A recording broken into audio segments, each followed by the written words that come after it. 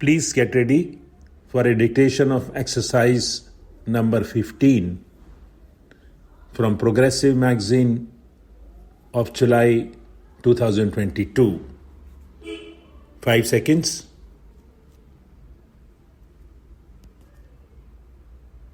Start. We have gathered here today to observe International Literacy Day 1998. This is an occasion when we reaffirm our commitment to making every Indian literate. We do so today by joining governments and citizens across the world in a spirit of collaborative partnership to rededicate ourselves to the cause of universal literacy and lifelong learning. September 5 is a day of affirmation and action both nationally and internationally to create a fully literate planetary population in the early years of the 21st century.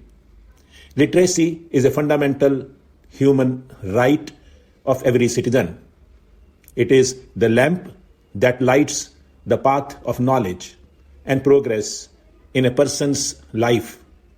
It also enables every citizen to make their full contribution to the progress of the nation and the human race. For us in India, International Literacy Day sends a far more urgent message.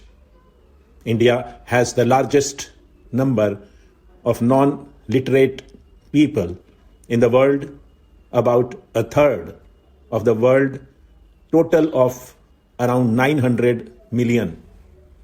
This reality is unacceptable to any sensitive and patriotic Indian.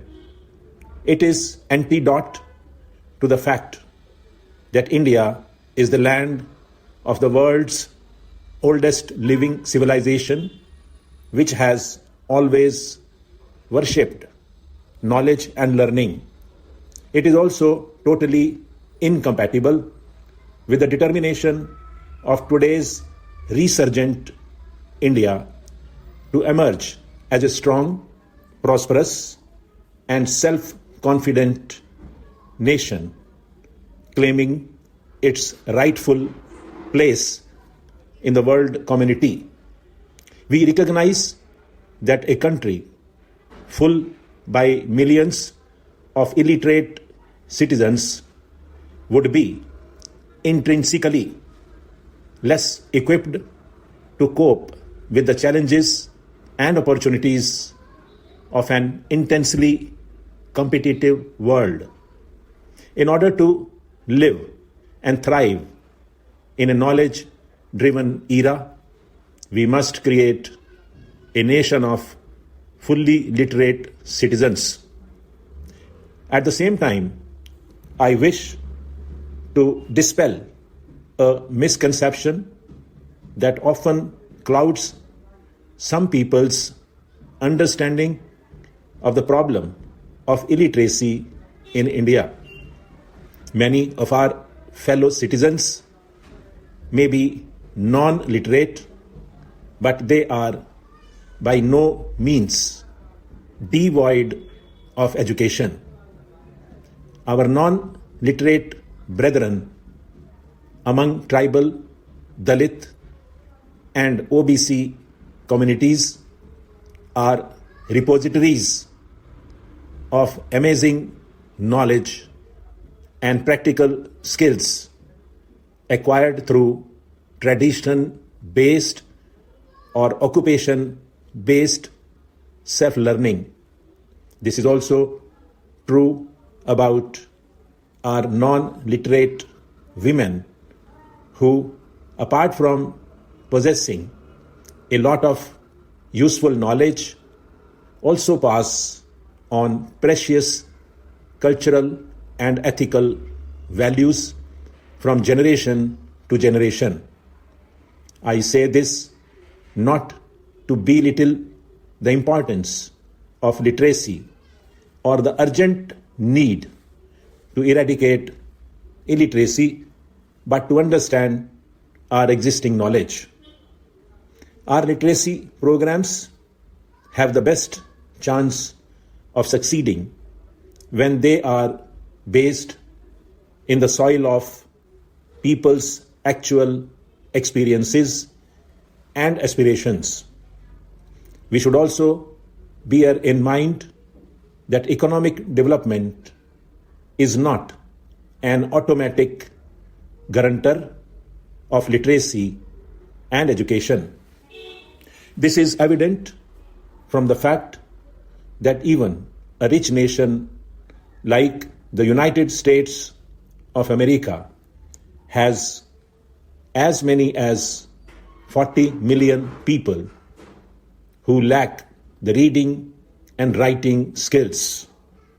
This surprising fact suggests that developing countries like India must evolve literacy and education programs that conform to our own needs, resources, and traditions.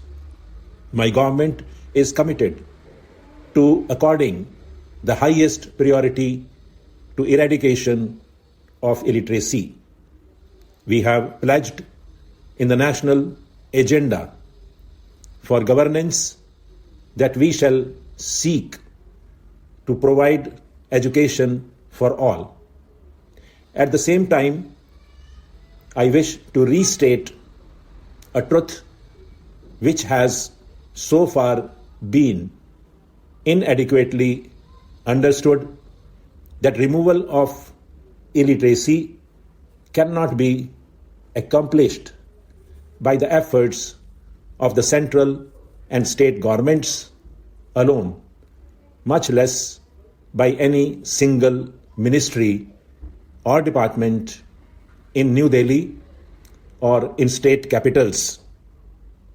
It demands the collective and coordinated participation of all sections of society, governmental agencies, non-governmental organizations, religious and cultural establishments, student and youth organizations, business community, and the media. In short, a sustained mass movement alone can take India towards the goal of total literacy in the shortest period of time. In this context, I am pleased to acknowledge the good work done by the National Literacy Mission since its inception in 1988. The country has gained valuable experience from the total literacy campaigns launched in the early 90s.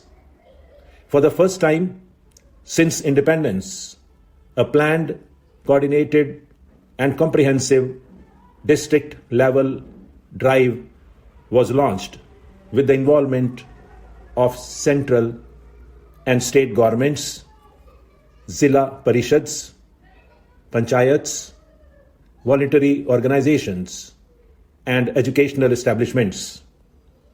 Through massive participative mass campaigns of total literacy, we have been able to make over 68 million people literate, 60% of whom are women.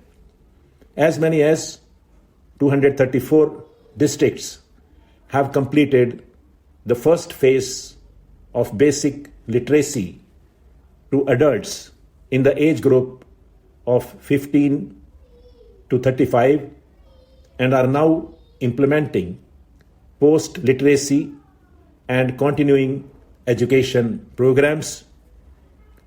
A large number of districts, beginning with Ernakulam in Kerala, have declared themselves total literacy districts. The positive developmental fallout of successful total literacy campaigns is already visible in many parts of the country. There has been an increase in the demand for primary education, particularly among girls. A significant improvement is visible in practices of family welfare, health, hygiene, and immunization, leading to a lowering of the infant and maternal mortality rate, greater awareness about the environment, and better agricultural practices. Stop.